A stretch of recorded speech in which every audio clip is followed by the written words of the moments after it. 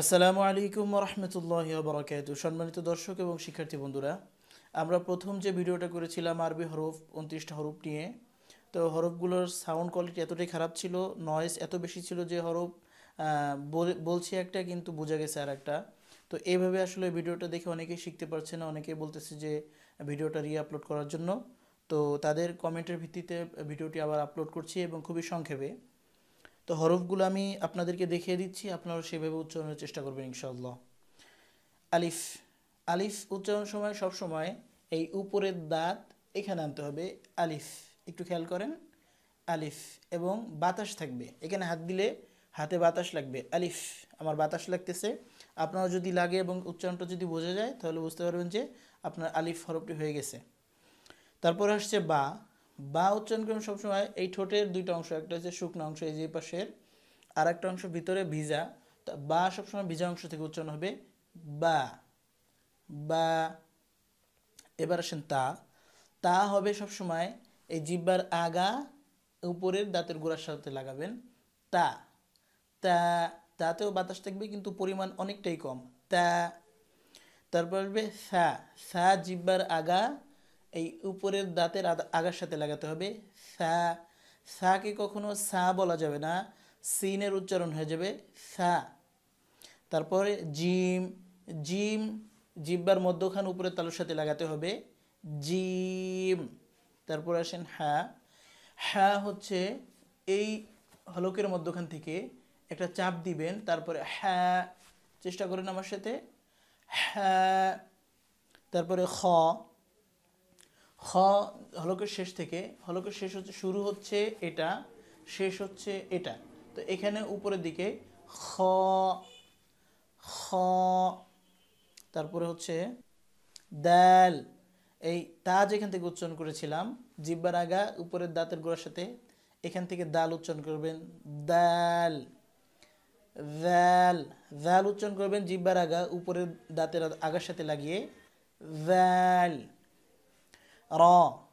র উচ্চারণ করবেন জিহ্বার আগা ও তারপরে পুরো তালুর সাথে লাগাতে হবে, অর্থাৎ এই যে দাঁত, এই দাঁত সংলগ্ন এই তালুর সাথে। র। র একবার কম্পন হবে। র। তারপরে জ্যা। জ্যা।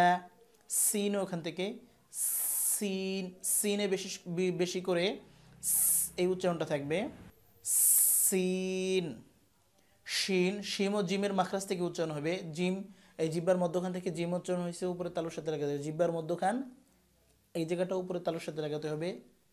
এখান থেকেও শিন। শিন। শিনের উচ্চারণটা হবে আওয়াজ ছড়াবে, এটা হচ্ছে তাফাসসির হরফ, আওয়াজ ছড়াবে। শিন। তারপর হচ্ছে সদ। সদ হচ্ছে জিহ্বার আগা এই নিচের এই আগা দাঁতের আগার দিকে থাকতে হবে, নিচের সামনে নিচে যে দুই দাঁত আছে এটার আগার দিকে থাকতে হবে। এটা সদ। এই ঝা ওখান থেকে, আগে যে ঝাটা উচ্চারণ করছি, তারপর সিন ওখান থেকে উচ্চারণ হবে। সদ সিন জা একই মাখরাজ। মাখরাজ শব্দের অর্থ হচ্ছে হরফ উচ্চারণের স্থান। তো এই তিনটা হরফ একই মাখরাজ থেকে উচ্চারণ হবে। তারপর হচ্ছে লদ। লদ। এই লদ। লদ জদ হবে না দদ হবে, এটা নিয়ে অনেক সংশয় ছিল আগে মানুষের মধ্যে। তো এখন সিফাতের যে সিফাত অনুযায়ী হরফ আদায় করতে হবে, এগুলো মানুষ এখন বুঝতে পারতেছে। এখন মিডিয়ার যুগ, সে আগের মতো না যে বই পড়ে পড়ে সাইকেল চালানো শেখার মতো ওইভাবে হরফ শিখলে আসলে হবে না। হরফটা হচ্ছে প্র্যাকটিক্যালি শিখতে হবে। তো আমরা দকে যদি দদ অথবা জদ বলি তাহলে কিন্তু উচ্চারণ হবে না। দদের উচ্চারণ হচ্ছে জিহ্বার গোড়া থেকে, জিহ্বার গোড়া, আপনি এপাশের গোড়াও ব্যবহার করতে পারেন, এপাশের গোড়াও ব্যবহার করতে পারেন। উপরে যে মারিদ দাঁত আছে এই মারিদ দাঁতের গোড়ার সাথে লাগাতে হবে। এটা উভয় পাশ একসাথেও হতে পারে বা যে কোনো এক সাইড, আপনার সুবিধা অনুযায়ী আপনি উচ্চারণ করবেন। উচ্চারণটা আমি বলে দিচ্ছি, আপনারা খেয়াল করেন। দে। এই আমি কিন্তু জদ বলতেছি না বা দদও বলতেছি না। ওয়াদে জিহ্বার গোড়ার কিনারা উপরের মারিদ দাঁতের গোড়ার সাথে লাগাতে হবে। তারপর হচ্ছে ত। ত। এই ত দাল তা একই জায়গার হরফ, মাখরাজ এক। এই উচ্চারণটার তিনটা হরফ একই মাখরাজ হলে তিনটা হরফের উচ্চারণের কিছুটা ভিন্নতা রয়েছে, যেমন তা হবে পাতলা, ত হবে মোটা। তো ত জিহ্বার আগা উপরের এই দুই দাঁতের গোড়ার সাথে লাগাতে হবে। ত। তারপর আছে ল। এই রাল সা যেখান থেকে এই জাল সা দুটো আমরা উচ্চারণ করেছি জিহ্বার আগা, উপরের দুই দাঁতের আগার সঙ্গে লাগিয়েছি। তো আমরা জটা ওখানেই লাগাবো, কিন্তু জ মোটা হরফ, এটাকে মোটা করে উচ্চারণ করতে হবে। জ, আবার চেষ্টা করেন। জ।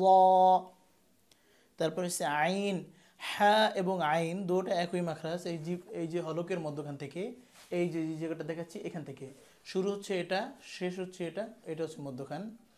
আইন, আইন। তারপর হচ্ছে গইন, খ যেখান থেকে উচ্চারণ করেছিলাম ঠিক সেখান থেকেই গইন উচ্চারণ হবে, অর্থাৎ হলকের শেষ থেকে। গইন, গ, গইন। ফা, এই আলিফ, আলিফ যেখান থেকে উচ্চারণ করেছিলাম ফা অনেকটা সেখান থেকেই, এই উপরের দুই দাঁতের আগার সঙ্গে, দুই দাঁতের আগা এবং নিচের ঠোঁটের পেট, অর্থাৎ এখানে এই দাঁত এখানে আসবে। ফা, ফা। তারপর হচ্ছে কফ, কফ, এই জিব্বার গোড়া, জিব্বার গোড়া উপরের তালুর সাথে লাগাতে হবে। কফ, কফ। ক্যাফ, ক্যাফ হচ্ছে জিব্বার গোড়া থেকে একটু আগা সামনের দিকে আগাতে হবে এবং তারপর আবার উপরে তালুর সাথে লাগাতে হবে। ক্যাফ, ক্যাফে বাতাস থাকবে। Cafe, cafe. ল্যাম, ল্যাম, এটা খুবই সিম্পল, এই জিব্বার আগে উপরে লাগাবেন। ল্যাম। মিম, দুই ঠোঁট, দুই ঠোঁটের ভিজা জায়গা, শুকনা জায়গা। বা আমরা উচ্চারণ করেছিলাম ভিজা জায়গা থেকে, এবার মিম উচ্চারণ করবো শুকনা জায়গা থেকে। এই যে শুকনা জায়গা, এটা শুকনা জায়গা, একটু ভিতরের সাইডটা হচ্ছে ভিজা থাকে সবসময়, তো আমরা শুকনা জায়গা থেকে মিম উচ্চারণ করব। মিম। নুন, নুনও খুবই সহজ, এই জন্য এটা বিস্তারিত বললাম না। তারপর হচ্ছে ওয়াও, এটাও দুই ঠোঁট থেকে, কিন্তু এটার উচ্চারণের ভঙ্গিমা হবে ঠোঁট প্রথমে গোল থাকবে, তারপরে মিলবে, তারপরে আবার জায়গায় চলে আসবে। ওয়াও, আবার বলেন ওয়াও। আমরা যখন হরকত দিব তখন ওয়া হবে, জের দিলে উই, পেশ দিলে উ, এটা খেয়াল রাখতে হবে। অনেকে আছে ওয়াউজোর ওয়া, ওয়াউজের ই বলে বা ই বলে, এই এরকমের বললে হবে না, উই বলতে হবে। তারপর হচ্ছে হা, হা হচ্ছে হলকের শেষ, কিন্তু এর উচ্চারণটা কেমন যেন ভিতর থেকে আসবে। হা, হাকে অনেক শক্ত করা যাবে না। হা। তারপর হচ্ছে হামজা, এই হামজা এবং আলিফ দুটোটা নাম ভিন্ন হলেও উচ্চারণ কিন্তু একই, এটা খেয়াল রাখবো। তারপর হচ্ছে ইয়া, জিম যেখান থেকে উচ্চারণ করেছিলাম, শিন যেখান থেকে উচ্চারণ করেছিলাম, ইয়া হরফটি ঠিক সেখান থেকে উচ্চারণ হবে। ইয়া, জিব্বার এই মধ্যখান উপরের তালুর সাথে লাগাতে হবে। ইয়া, ইয়া। এতে যদি আমরা হরকত দিই, হরকত হচ্ছে এক জবর এক জের এক পেশকে হরকত বলে। যদি জবর দিই তখন হবে ইয়া, জের দিলে হবে ই, পেশ দিলে হবে ইউ। তো আমরা এইভাবে হরফগুলো সঠিকভাবে উচ্চারণের চেষ্টা করবো ইনশাআল্লাহ।